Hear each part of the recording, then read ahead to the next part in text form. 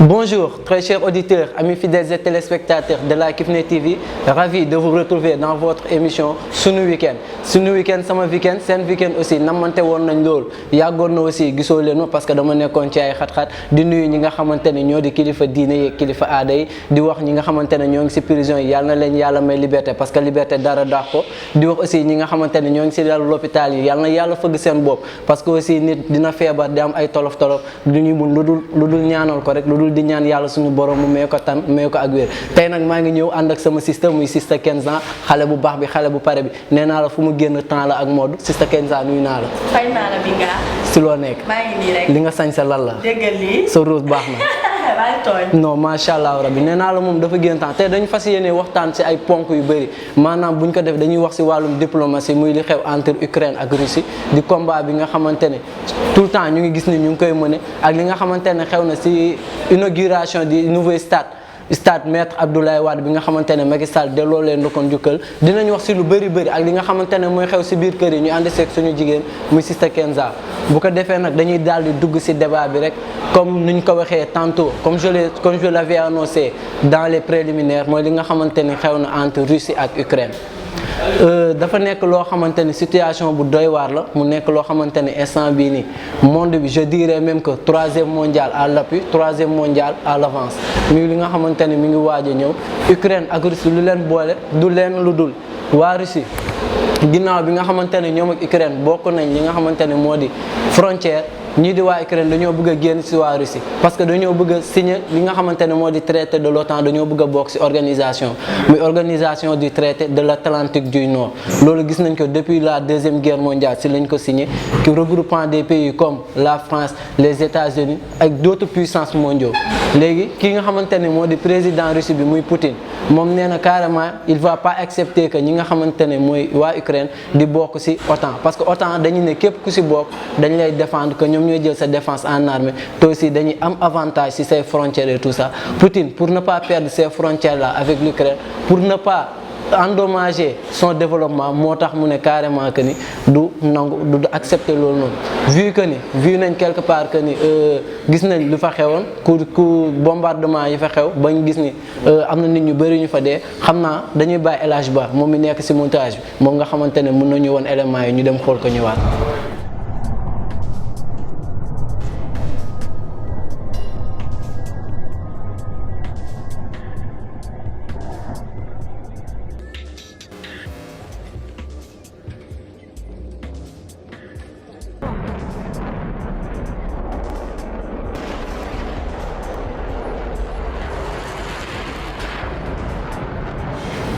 waaw ginnaaw bi ngeen ko gisee comme ni ngeen ko gisee noonu mu doon loo xamante ne metti na torop et tous les pays frontaliers pays yëpp ñu ngi ñaan ñu ñëw wax ci mais de toute façon gis nañu kenn instant bii nii waxagu ci problème bi nag ça commence à devenir du sérieux parce que Poutine dafa yor bombe nucléaire et il menace avec cela tam na pays yu bëri yoo xamante ne yoruñ bombe nucléaire mu doon problème bu grave problème boo xamante ne tous les présidents j'interpelle tous les présidents yoo xamante ne ils ont de la diplomatie même ñi nga xamante ne waa Union européenne ils ont sanctionné la Russie parce que nee nañ li ñuy def c'est anti-humain c'est des choses yi nga xamante ne c'est inhumain des choses yoo xamante ne parce que nit aussi mënoo tim sa moromu nit wala nit mënoo tim dëkkum lëmb nga ne da nga leen di bombarder yàq seeni infrastructure yàq seeni kër yàq seeni tali am na yu bëri yoo xamante ne war nañ ko ci xoolaat bu baax a baax léegi selon toi yow lan nga mën a xalaat ci loolu li nga xamante ne xew na dans le monde yow lan ngay wax état yi ak lan ngay tu appelles à la réconciliation wala selon yow dañoo war a toog ci table waxtaan. waa DJ Benga damay profité di nuyu mbokki internet Kifne TV et waa nuyu mbokki internet Kifne TV yëpp nuyu mbokk kilifa diine kilifa aada yi nga xam ne ñoom ñoo ba wattu di nuyu tamit di ñaanal yàlla ñi nga xam ne caabi na leen wan ginnaaw di leen ñaanal yàlla yéen na leen yàlla jël seen sago di ñaanal aussi ñi nga xam ne dañoo tëdd si lalu hôpital yi di leen ñaanal yàlla yéen na leen yàlla yëkkati te bañ a dara kenn affaire bi nga wax nag yaakaar naa ni damay lancer benn affaire rek parce que tey dañoo war a toog waxtaane ko waxtaane ko parce que nee naa la lépp si jàmm la war a kii daal jàmm la paix waaw la paix parce que Russie entre kii bi Russie et Ukraine waaw jàmm nañ woote jàmm daal toog waxtaane ko si taal bi affaire bi kii l'union fait la force comme on le dit souvent et la paix est bon pour tout un pays qui veut se promouvoir pour le développement. comme ni ñu leen ko waxee rek sama gars yi dëkk boo gis nag waxtaan moo koy lal lépp loo gis loo xamante ne si ay frontières la wàllum frontière wàllum loo xamante ne ay biens la wala quelque chose du genre comme ça on doit se parler on doit être des gens responsables ñi nga xamante ne les responsables comme les présidents de la République les députés ñi nga xamante ne ce sont les amis des présidents ñoom ñu toog mun see waxtaan parce que gis nañ li xew entre Ukraine ak Russie moo xew entre Mali ak France aussi et tous ces pays là ça englobe le monde te lu touché benn pays day touché monde bi yëpp gëm naa ni bu ñu toogee waxtaan que à un certain niveau de diplomatie à un certain niveau de responsabilité dinañ mën a trouver solution bu ñu fa daal di jógee sama xam naa foofu duñ fa yaatal lu bëri parce que situation ça devient de plus en plus critique te lépp lu ñu si am si ay xibaar dinañ si def reportage et tout ça dinañ leen ko andil bu ñu fa jógee nag dañuy dem si li nga xamante ni xew na mooy l'inauguration du nouveau stade du Sénégal ki nga xamante ne moo di monsieur Macky son excellence monsieur le président Macky Sall tuddee na ko monsieur Abdoulaye Wade ancien président du Sénégal muy li nga xamante ni delloowee na ko njukkal muy lu rafet di acte bu noble boo xamante ne képp kuy opposant wala nga nekk parti au pouvoir rafetlu nga ko trop parce que Macky Sall lu mu def de rëy na looy sànni si loolu. waaw loolu yaakaar naa ne fierté sénégalaise bi la parce que tey président Macky Sall bu jëlee lu toll stade tuddee ko maître Abdoulaye Wade yaakaar naa ñun ñëpp dañ see kontaan parce que nee naa la booloo mooy doole te Sénégal jàmm la paix la war a kii comme que njiitum réew mi moom woote na jàmm kon yaakaar naa ñi nga xam ne nii ñoo nekk ay ndawi réew war nañoo mën a woote jàmm mais DJ Benga affaire bi ma gisoon si stade bi xam na doy waar doy waar na torop parce que je dirais que ni aussi tamit en toute chose ñun ñu wax ko te de le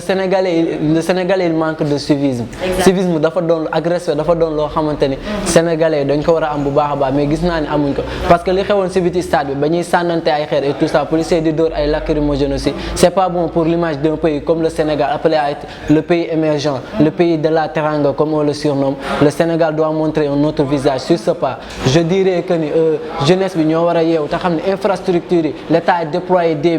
milliards et milliards là où l'enseignement je dirais même l'emploi des jeunes a connu beaucoup de problèmes l'État bi déployé des milliards et milliards pour defal leen infrastructure yu mel parce que dañoo ne pays aussi boo si duggee boo demee fu si mel ni Paris wala nga dem Montréal wala nga dem Belgique di nga ne yow li am fii nii war na mën a am sama dëkk président Macky Sall je le défends pas je suis apolitique je fais pas partie de ces gens-là qui défendent les présidents mais je dis que ni lu mu def rafet na lool mais dina ñëw tamit si phénomène bi nga xamante ni xew na muy entre artistes yi li nga xamante ni pourquoi Wally Seck n'a pas joué qu'est-ce que Youssou Ndour lan lay def si mbir mi Ndiaga Ndour Sidi Diop et tout ça dinañ si ñëw mais lan ngay sànni si loolu comme jeunes yi làkk stade bi. jeune artistes yi dama naan gis nga nit ki soo nekkee si benn affaire boo xam ni yéen a ko bokk da ngeen a war a mettre même égalité. bëggante soppante parce que nee naa la l'union fait la force. te tey comme Wally li tax joué métti na affaire bi ñëpp te instant bi nag xamaguñ carrément lan moo waral affaire bi. boo si xamee peut-être nga wax ma si dara. te yaakaar naa ne inauguration bi waaye pourtant moom moo lancé woo artistes yëpp. parce que yaakaar naa moom jàmm la bëgg. il est un jeune talent xale boo xam ne macha allah ñëpp lañ ko bàyyi xel kon tey waaye bu ñàkkee joué affaire bi yaakaar naa ne xaw na métti nit ñi daal waaw. métti na nit ñi trop métti na sénégalais parce que Wally Seck c'est un homme avec un beau cœur c'est l'homme intègre c'est l'homme dynamique c'est le chanteur du peuple comme on le surnomme nekk nit koo xamante ni macha allah mi ngi def lu rëy si wàllum culture africaine si wàllum la culture sénégalaise di ko jaay fépp partout dans le monde donc gis nañ ni Wally moom lañ defoon si bande annonce bi comme que moom nag dafa nekk ak ay frères am nekk ak ay rakam mu ne que man mënuma engagé wu di def concert bi man kese léegi dama bëgg ngeen bàyyi sama rakk yi ñoom tamit ñu wëy waaw lépp ñëpp lu ne ku ne nga si yaa ngi Wally loolu la def moo tax mu ñëw jël engagement bàyyi rakkam yu wëy tout ça mais problème bi en est que ki nekkoon si régie bi muy Ndiaga Ndour le fils de Youssou Ndour moom mi nga xamante ni ñëpp xam nañ ni sa noonu bàyyi sa noonu la comme le disait El Hadj Ndiaye dañuy dem xool élément boobu noonu nga xamante ne El Hadj Ndiaye wax na ko ci affaire Youssou Ndour Thione Seck ak Wally Seck. Tu vas hériter du bon et du mauvais. Et du mauvais. Le bon, c'est toute la paternité, l'amitié, les gens qui ont aimé ton papa, qui vont avoir la sympathie, etc. Le mauvais est tous les gens qui étaient contre ton père et qui ont lutté contre ton père, qui l'ont crypté de balles. Tu n'échapperas pas à ça. Ça, c'est même dans les petits villages, c'est comme ça. Dans les trucs de chefferie, de chef de village, etc. Il y a des choses que tu hérites. Tu es dans l'obligation dans l'obligation de combattre et de te battre. Négociation mënu ci am dara. waaw bu ko daal di defee comme dégg ngeen nu mu ko waxee nag il a parfaitement raison nee na comme li muy conseil Wally mooy sa noonu baay sa noonu la que bul yaakaar ni que sa noonu baay dina xaritoog yow loolu du mun a nekk donc li xamuñu nag nu mu demee mais ça ressemble à du sabotage donc li Ndiaga Ndour def je sais pas Youssou Ndour ak waa Subatel ñaawlu nañ ko trop parce que kii di mel ni ku mel ni Wally Seck waroon na prester nga toog 30 minutes joxe sa clé toog 30 minutes di xaar ñu tegal la sa ton ñu lay tegal ay son ay Fally Ipupa et tout ça des artistes qui sont pas sénégalais aussi rafetul doonu nekkul loo xamante ne jaar na yoon nga defar sa son aussi defar Sodio ñu jël ko di ko jox beneen artiste pour mu wéy ko je sens que ni que méchanceté moo fi am méchanceté parce que sénégalais bëggul ko raw gis nga nit sénégalais boo ko rawee rek da lay xëcc dafa am benn waaye bu doon wax naan sénégalais ñoom ñëpp boo leen doon def ci cin muy baax jarul sax ngay ubbi wala di xaar kenn di tëb ku si nar a tëb sa morom a lay xëcc te di yaakaar naa ne loolu c'est des instructions yoo xamante ne dinañ jàngal. dama lay wax ni la taal bu yàlla taal sànni si mat wóorul am na ku ko way. kenn mënu koo fay Wally yàlla moo ko taal. kon ni mu mel yàlla moo ko bindee buñ ko iñaane parce que comme li nga wax sànq tey le centre du peuple. waaw man damaa bëgg Wally contre ma benn artiste nag mais affaire bi xewoon korog stade dafa ñaaw. dafa ñaaw trop vraiment en tant que sénégalaise en tant que doomu sénégalaise koo xam ne nii tey moom moo woote ñëpp woote jàmm woo artiste yëpp parce que tey su ko neexoon moom bu ñu jëlee affaire bi teg ko si loxoom mënoon na ko aaki moom. mais deful loolu dafa yaatal woo ay rakkam woo ay magam kon tey waroon nañoo def lépp mu nice quoi. waaw franchement dafa ñaaw. dëgg la ñaaw na trop. dafa ñaaw tey suñu mbokku comme ça yeneen pays su ko gisee. les pays voisins oui. vraiment. franchement parler ça ne vend pas la culture du Sénégal c'est pas ça le Sénégal c'est pas ça le pays de la teranga ki nga xamante ni moo di Mariasine Maysa Bigué Maar tagguma ko nag nekkul dama koy tagg nekkul dama koo bëgg tamit mais dafa nekk koo xamante ne nit boo gisee mu nekk si yoon di def lu rafet pour ñi nga xamante ne pour jaay culture réewam di def lu rafet pour jeunesse bi di def lu Wally ñëpp ko xamee ci li nga xamante ne moo di def lu baax macha allah kooku dañ ko war a jàppale kooku dañ ko war a gën a dooleel dañ ko war a gën a yokk doole au lieu de nekk fii di ko xeex même le président de la République n'est pas content sur cet acte je dis que Youssou Ndour a fauté son fils Ndiaga Ndour a fauté la régie la TFM tout le monde a fauté parce que un chanteur comme Wally Seck devait être présent un chanteur comme Wally Seck il devait prendre la parole même si c'était pour 5 minutes seulement discuter avec le peuple sénégalais car le peuple l'adore. mais yaakaar naa ni comme waa Subatel aussi am na sabotage boo xam ne nii am na si biir. mais mënuñu koo leeral. parce que nee naa la nit ki bu la xasee ba bañ na la. waaw dëgg la. waa Subatel lan lañ war a bañee Wally te pourtant Wally moom tout le temps la paix lay woote entre ñoom vraiment daal acte bi ñaaw na acte bi rafet mais pas mu koy jiite vraiment acte bi ñaaw na trop. waaw je profite juste pour te dire que ni toute la vie c'est une concurrence àdduna loo gis aussi dañuy jiilante mbagg parce que ku nekk day bëgg avancer ku nekk day jël premier si sa kanamu morom mais aussi concurrence dafa war a nekk concurrence boo xam ne c'est loyal pas une concurrence déloyale comme ni ko gars yi di defee ay damay fexeel nit ñi wala damay fexe non nit ku nekk da nga koy nangul ni ko yàlla def da nga koy nangu comme woy na woyam dégg ngeen ko mu woy ko Mbaye si Ndiaye woy ko nee na mbaaxol yaa ngi féex am na ñoo xam ne bu ñuy wéet di xaru da nga may loolu may ma loolu ñamal ma ko ñamal ma loolu noonu loolu foo mu dugg.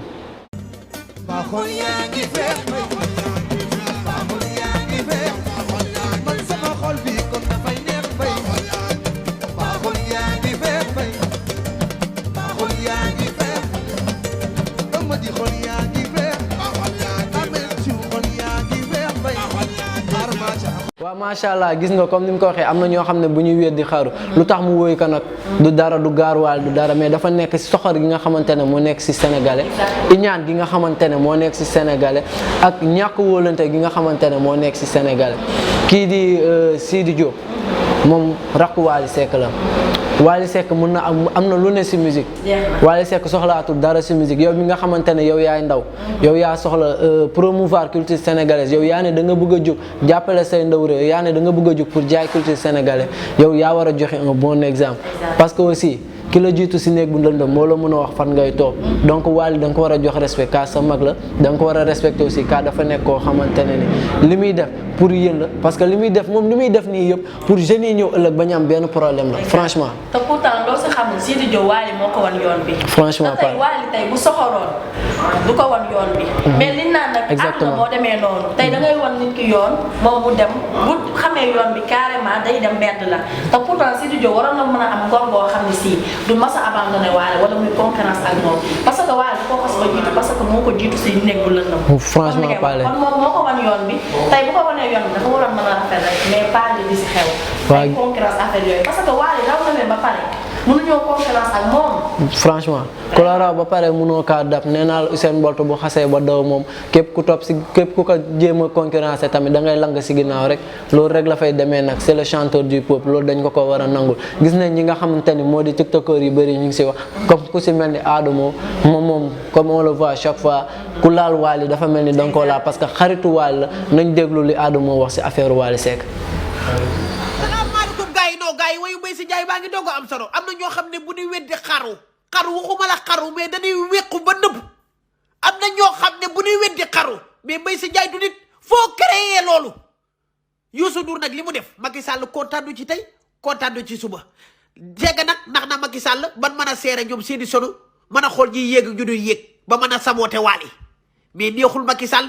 ponkal mu toll na yow Youssou Ndour magum jëmm yow nga xam ne boo toogee ci tribune bi ngelaw li di la ëpp sax da ngay bëgg a dee nga ne da ngay xëccoog teg booy mu ndaw kii sa moroom mu doom nga waroon toog ci biir tribune bi ca kaw di ko seetaan di ko féliciter di ko encourager mais nag ñaari kuy bu nu bokkee mbalka ah danga naan daal kuy bi faaw ñu xañ ko bu mag bi mën a naan mais yow kuy mu màggat nga mënoo ci booy bi dara ñàkk nga fay da heure bi ca jàkk jëla la war a fekk nga yor kurus di werd wala nga doon ilimaan di mayee jabar yow ku ñàkk fayda nga amoo fulla amoo fayda Wally nag du la ci may dara. waaw ginnaaw bañ si paree nag gis ngeen Adamo lu mu wax saaga na mais mun nañ ne saagawul saaga boo xamante ne grave parce que il n'a fait que défendre son chanteur mais lu mu wax dafa leer dafa clair te dafa net aussi te buñ ko dégloo dinañ xam ne kii lu mu wax dëgg la gis nañ ki nga xamante ne tamit moo di Khalifa rappeur du may gaaw a kii si ay waxam parce que dafa nekk koo xamante ne buzz lay wut te nit booy wut buzz da ngay laal ko am buzz te Wally ku ko laal nag sénégalais yëpp lay déglu moo tax ñu bëri di bëgg di ko juger di ko waxal loo xamante ne nekkul si moom mais damay jaar falaale foofu noonu tuuti rek dugg si biir kër yi nag parce que dañoo na jeeg jonge jeeg si biir kër xale dafa war a jonga ma pare loolu nit boo nekkee ak sa jëkkër da nga ko war a téye bu baax a baax boo nekkee ak sa jëkkër yaay ki nga xamante ne yaa ko war a teete di ko aayoo nenne loolu da koy neex torop dañuy daal di dugg si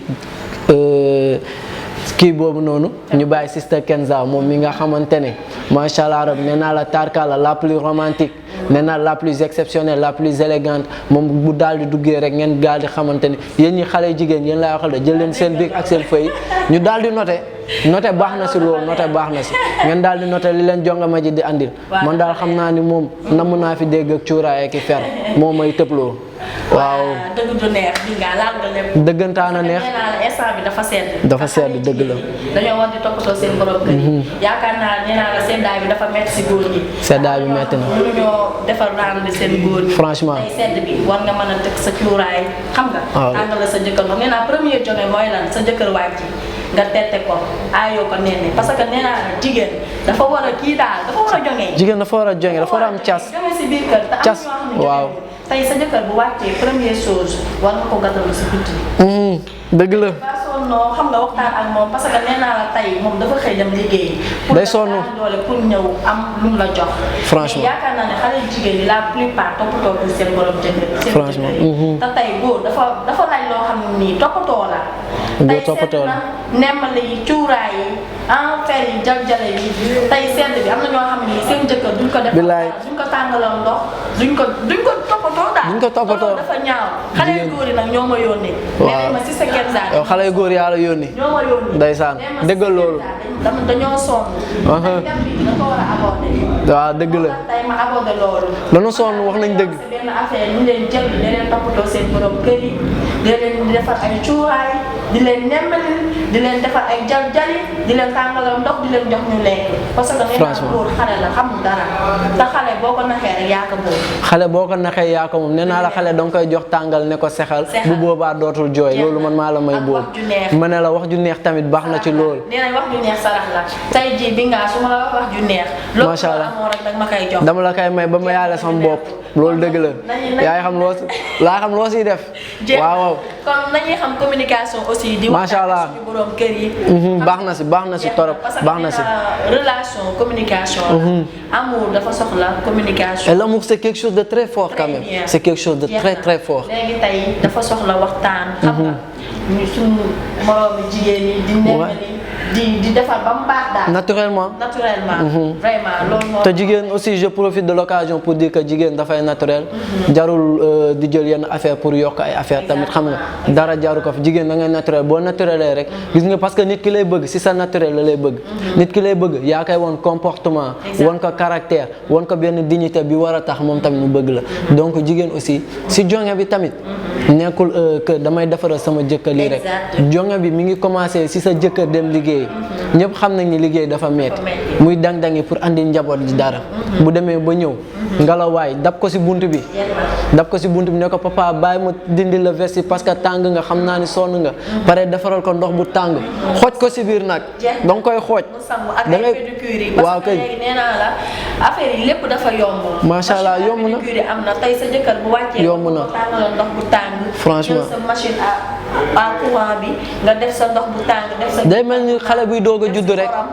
sëpp si tànk yi parce que yooyu yëpp coono bi day tey dampat ko góor dañ koy dampat góor yombul de def ko parce que nee naa la huile de massage yi bari na huile de massage yi bari na lool mel mun njaay effet lu mu jaayul rek baaxul lu mu jaayul baaxul mun ndaay effet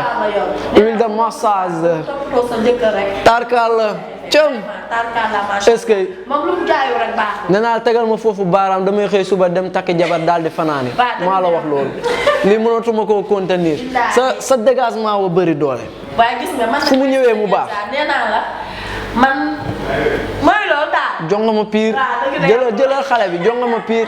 kii namul dara man nee naa la jeg bu ma déglu rek vraiment billaay da ngay toppatoo sa jëkkër franchement parler nee naa la man si sa kenn daal toujours damay jëlal ma xale bi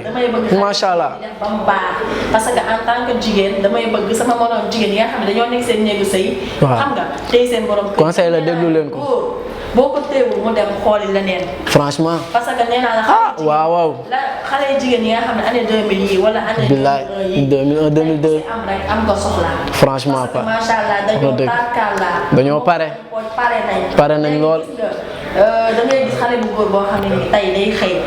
daani damay liggéey fekk na liggéeyewul dem xooli beneen moo ngi jaar sa ruq ba jeex na presque tunnel ya lay jaar soo demee kooku noonu la nga xam ne nii defoo ko sa borom kër waaw moo koy defal bu ko defee mu nangu sa neex yi rek xam nga rek mooy neex yi trompé na comme ñun ñoo mën a téye suñu borom kër yi toppatoo leen jàppale leen yéen leen parce que nee naa jëkkër sang la te ma dolli la foofu dara bakkan jàmm la bëgg aussi fu mu ko amee rek la koy wutijee mais xale jigéen yu bari lan moo leen yàq fiiraange bu bari day wàcc ñu commencé nangam ñii jëkkër boo ko mayul jàmm du fa mën a toog te góor dafa soxla jàmm science di jëbee nga woykat bi wéy na ko dafa am benn xale bu jigéen bu ma doon wax problème am ndeysaan man de si sa Kenza sama jëkkër waaw du wàcc ba toog naan ataaya fii bu wàccee day dem si xale góor yi ma ne ko lan la ndeysaan ma ne ko est-ce que da nga ko mayul jàmm mu ne man kay xaw ma ne ko est-ce que bu wàccee da nga koy profité naan ko gaz ba jeex na wala kii courant bi ñëw na gis nga de seeni yëf la exactement tey nit ki bu wàccee dafa war a lay posé nga may ko ndox may ko añ xam nga taala ko ataaya nee naa jigéen bu jonge dëgg avant sa jëkkër di wàcc war na fekk nga teg sa ataaya te am na benn mère bu doon wax naan que ni jigéen buy ataaya jëkkëram dafa war a sol ma fal te dara waru faa toog dëgg neex ndeysaan fekk nga teg sa ataaya waaw muy bax nga sama yaay booy maa ngi lay bëggee nga xelli sa lëwal yaa ngi dégg waaw boo ko xellee kooku fan lay mën a demati taaj bu am jom nag taaj day am jom taaj bu am jom daa am noo koy taaje su ko defee su toogee nga koy aayoo nenne parce que raay raay maanaam raay genre di jëmee ngaa toogal raay maanaam non affaire yi moom xam nga fii mooy Kifne TV moom télé askan wi fii lépp a fii leer raay maanaam comme genre xam na am na góor yu mel ni sama genre yi ni dañoo gaaw a tëb mooy tudd yooyu fii mooy Kifne TV problème boo xam ne nii rek gars yi ñu ngi koy rencontré fii laa koy waxee macha allah gars yi dañoo bëgg solution ñu joytu ma man dama leen indi ay solution wax dëgg en tant que jigéen wax parce dëgg que nee naa la man bépp jigéen bu ma conseillé rek da nga toog sa borom da nga toog sa biir kër cum dafa jongama ba yàqu parce que xam nga damaa jógee nag ba énervé yaa ngi mel ni tàngal di njeen ku la màcc seexlu waaw dégg lii maa la wax loolu daal loolu moo amoon ci loo xam ne ni ñu ngi koy lancé ci jigéen. waaw parce que nee macha allah naa comme ni ñu ci wax yëpp yaakaar naa ne wax ji bëri na. wax ji bëri na waaw mënuñoo wax lépp aussi waaw. ci biir sëy yi dafa bëri torop dafa bëri torop. xale yu metti na xale yu jigéen ñi aussi. li ñuy dund metti na waaw. parce que jigéen ñoo xam ne tamit seen jëkkër yi dañuy daw sax waa Mario mais du tax seen jëkkër yi toog seen borom kër yi. parce que muñ dafa baax muñ. góor tamit am na góor ñoo xam ne lépp loo mën a def rek duñ ko gis.